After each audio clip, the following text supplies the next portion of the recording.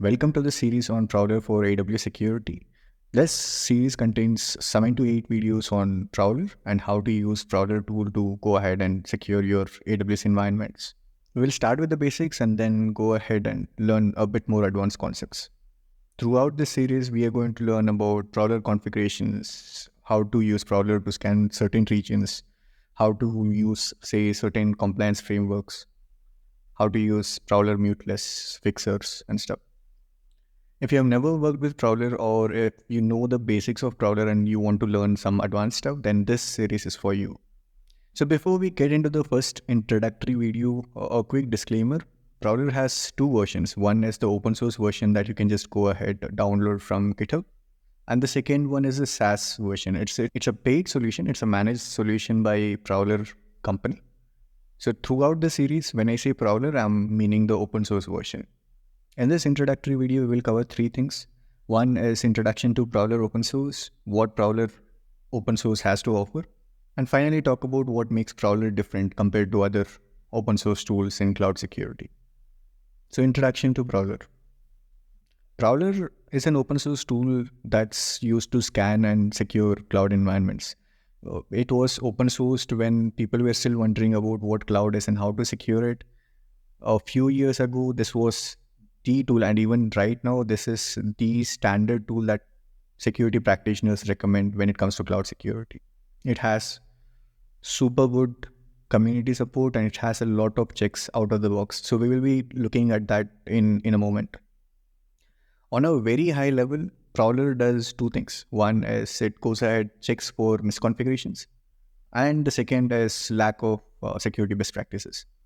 When I say misconfigurations, I mean those things that could be exploited. Let's say, for example, you have an S3 bucket that's open, that contains sensitive data.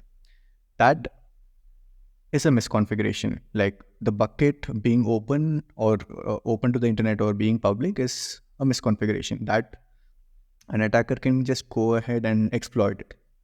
Talking about the second part of the issues, the security best practices, these are issues that might not be exploitable.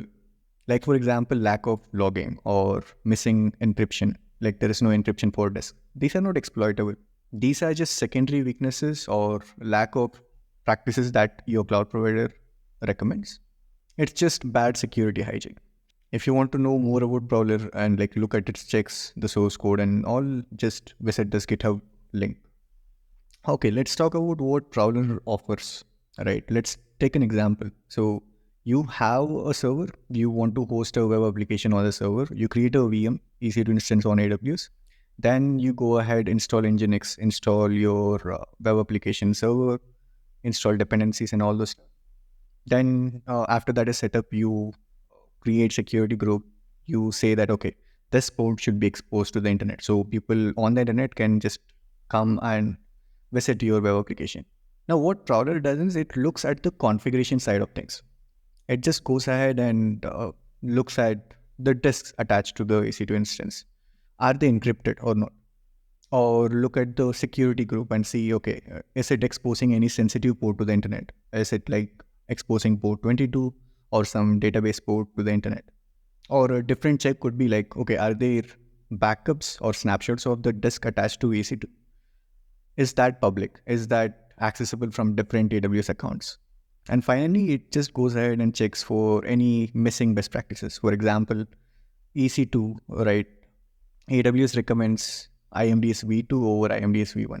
So it just goes ahead and checks if the EC2 has IMDS v1 enabled and just flags it, saying that it's not a best practice. Now, a thing to note here is it's all at the configuration level. It just looks at the VM. Prowler just goes ahead and looks at all the configurations, but one thing is it does not know what is running inside the VM. It could be genuine software, it could be a malware, Prowler doesn't know that. And the second part is this, it's not looking at the network side. So let's say there's a DDoS attack or someone is exfiltrating some data from the VM, Prowler will not know that. So these level of checks, what Prowler does usually falls under the CSPM side of things.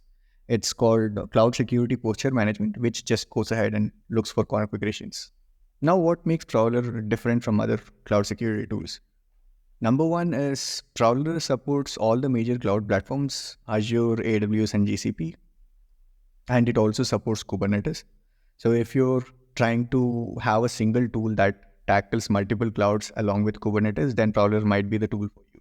It has a lot of checks across all these platforms. You can just run Prowler and get the output from these platforms. Talking specifically about AWS, Prowler checks across 67 services for misconfigurations. Like even if you do not know a good bunch of the 67 services, but your developer team uses it, you can just run Prowler and it just flags it. Then you can check if it's a valid issue or not. That's a different story. But out of the box, it just checks 67 services, or it could increase in the near future. Prowler contains checks based on requirements from 28 compliance frameworks, PCI DSS, HIPAA, RBI directives. And one interesting thing that I really like with Prowler is the Pentest modules, right? I have not seen very similar things with other CSPM tools, but this is something, very interesting thing from Prowler. So it contains Pentest modules. That is like additional things on top of CSPM. So the first one is scanning for secrets. Prowler kind of does secret scanning, just like GitLeaks or Trufflehawk. So it just checks for certain regex patterns across Lambda source code or EC2 user data and just gives you if there's a match. It just flags it. The next Pentest module is Internet Exposed Resources. It fetches all your assets and then finds all the public exposed or Internet exposed resources. For example, all the public IPs that you own in your AWS accounts. And finally, it is another Pentest module that does this, where it just, after fetching all the public IPs, it just goes ahead and cross-checks these IPs with Shodan. Then if Shodan has certain findings for this particular IP, it just flags it, saying that, okay, this particular IP that you own, Shodan has already flagged something. So this is all about Prowler open source, a very quick introductory video. If you have any doubts with this video, just comment it down. So that's it in this video. See you in the next one.